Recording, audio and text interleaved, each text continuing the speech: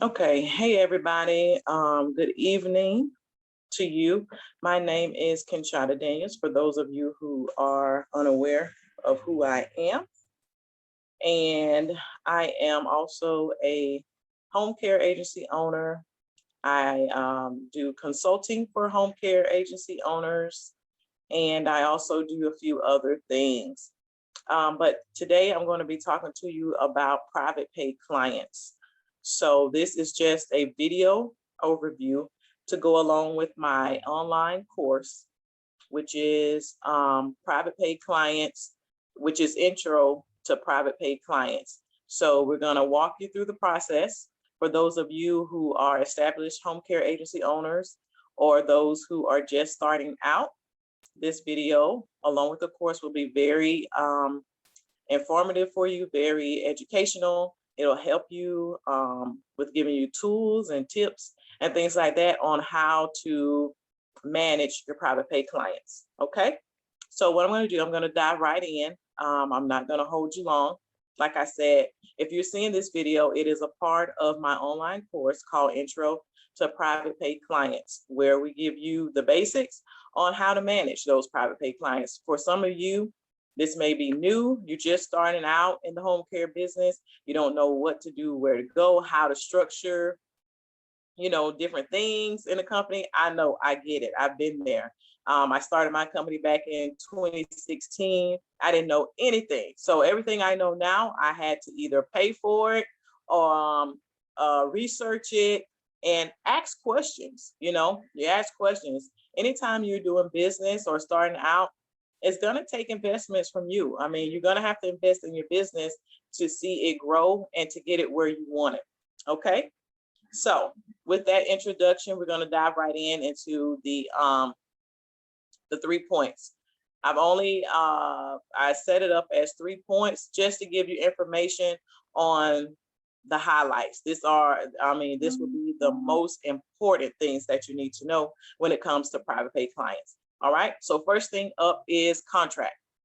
Right. So anytime you take on or accept a private pay client, you want to make sure you have a contract.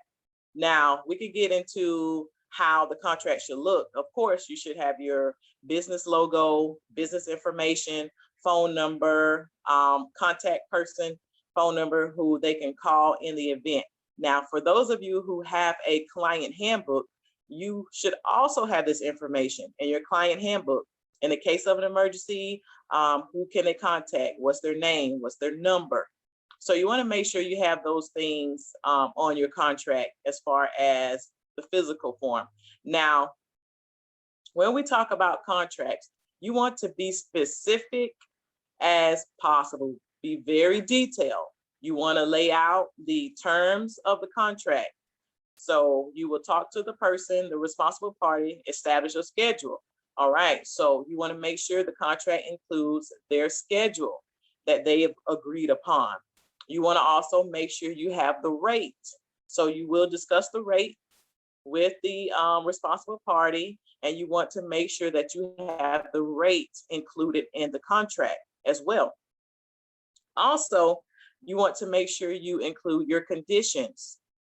What are the conditions of the contract? Is the contract only going to be for 30 days? Is it going to be for 3 months, 6 months? Are you going to leave it open week to week? You want to make sure that you are clear on the conditions of the contract. How long do they want your services? Or if they cancel, services, what are the stipulations for that? So you want to make sure that you have a clear, detailed contract outlining all the information that they need and also the information that you need as a business owner to cover you. At the end of the day, you want to make sure that your business is covered. Okay, so the contract is for the responsible party to sign, and also you will keep a copy in the client's HR file. You want to make sure that you're keeping copies of everything that is signed pertaining to the client. So you want to make sure you have a folder, whether you're doing it the old school way, keeping folders, or if you're keeping HR files online in the cloud. It depends on what type of software you're using. The software I use, I am able to keep my HR files in the cloud, as they say. It's in a storage. I have unlimited storage. So that part I'll leave up to you. But if you do choose to use a file folder in a file cabinet, you want to make sure that you do have that under lock and key. Okay. Okay. So that handles contracts. All right. So just make sure that you are specific and very detailed as possible when you're going through your contract. Okay. The next thing I'm going to discuss is payment. All right. So after you've gotten them to sign the contract, you have the schedule, you have the desired rate, and you have the conditions. Now, how are you going to get paid? Okay. So of course you want to be flexible with the client in offering different type of payment methods. Okay. So you want to make sure that you go over the payment methods that you as a business owner, your company accepts, how they can pay, and then what are the consequences, so to speak, if they are late with paying for their services, how late, is there a consequence for 7 days late, 2 weeks, 3 weeks? So what are you going to do? What are you going to do if they're 3 weeks, 4 weeks, and you haven't received any payments? So you want to make sure you have a payment policy. A payment policy is very important because in the event something happens, you want to have a go-to. Okay, if this happens, then this is our solution as a company. You want to make sure that you have a solution to any type of discrepancies with receiving payments or late invoices, or, they're just not, they're just plain out ignoring you, period. So you want to make sure that you have a payment policy. And in the payment policy, you want to outline any late fees that will be added to the normal, invoice total cost. You want to know when those late fees will be applied, and worst case scenario, if termination of services will also be an option. So you want to make sure that in your payment policy, you have room for those things, and you make sure that it's very clear, not only for you, but also for the responsible party of the client. Okay. So let's see here. All right. So when you're talking to the client about any type of payment, you want to make sure that they are aware of the cost, how many hours, and give them the total. So if you decide to bill or invoice weekly, you want to make sure that they know the total amount that is required of them weekly. If you decide to bill bi-weekly or even once a month, you want to make sure that they are clear and have a great understanding of what would be the total cost once they receive the invoice. Okay. You want to make sure that is clear across the board so that there aren't any type of confusion in the matter. Not to say that it won't ever happen, but you just want to make sure you do a good job of explaining all the details to the responsible party. Okay. And make sure also, for those of you who do have client handbooks, make sure your payment policy is included, or have some type of payment policy included in your client handbook.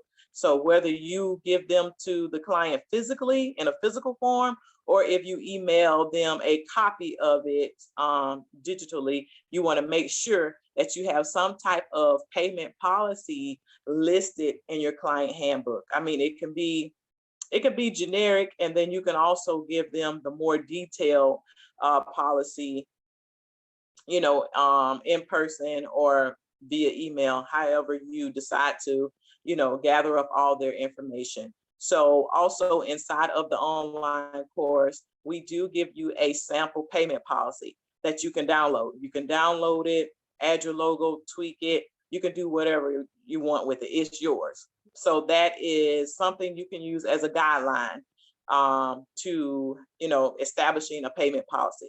That's something you're going to need, and it's something that you can't get around of. It's for your protection and also for the clients. All right. Okay, so next thing we're going to discuss is invoicing. All right. So a lot of you probably know about PayPal. You can use PayPal for invoicing. It is quite easy, simple.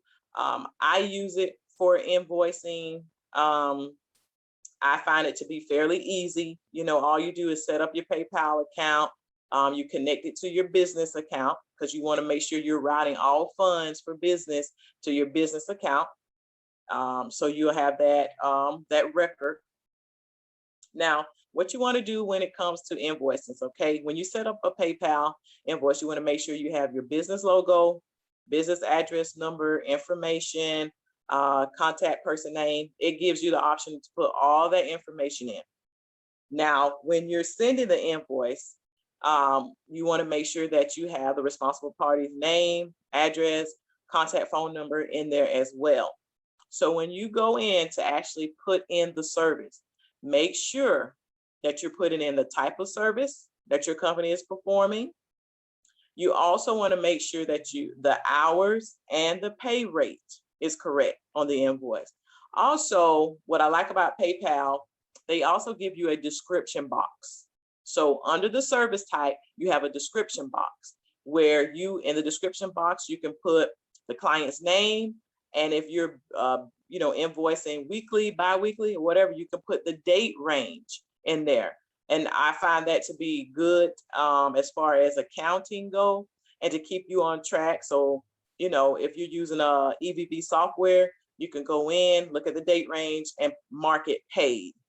So you put the date range of services that you're invoicing for, which is kind of neat. And then you can put the client's name, like I said, as well.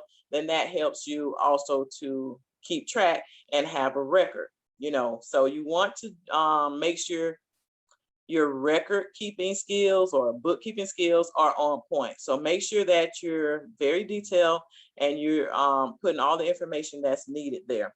Also on the invoice, at the bottom, you want to make sure you add something, like thank you for choosing With Open Arms Home Care for your, for your family member needs, something simple like that. Also in the conditions box on the PayPal, you want to make sure that you're adding something about refund policy. You can put no refund, all services rendered. Something as simple as that. That can give you an added protection as well when it comes to any type of disagreements or discrepancies with payments or anything like that. You want to also think protect your business. You want to protect your business. So I always add that at the end. But of course, once the services are rendered, once the invoice is paid, that's it. It's legally binding, no refund for all services rendered. That's something quick, simple, and easy to manage. Also, you want to make sure I said, add your business logo and information and things like that on it. Okay. All right. So let's see here. All right. So I spoke about giving them options for payment. So if you decide to use Cash App as a method of payment for them to use, make sure that the Cash App has your business name and the funds are routed to your business account. Okay. You want to make sure that everything matches up with your business name and then it's routed to your business account. So that's just a little nugget there to keep everything accounted for and keep everything how as professional as possible. So you just want to make sure that you have the business name and the business account connected to the PayPal. You can also accept checks. That's up to you. You can accept checks and then deposit them into your business account. So make sure that all funds that you are collecting is going into your business account, not a personal account. You want to make sure that everything is lined up properly and going to the right place. Okay. All right, so like I said, this is going to be a quick little overview video for you guys. So if you're in the course, if you purchase the online course, you'll have information there as well as this quick little video, because I know some people don't always have the time to read, but listening to a video or watching a video is easier. So I wanted to make this video for those of you who like to watch and listen to video. So hopefully this was helpful. It was meant to be quick, a quick overview, but hopefully it helps you. All right.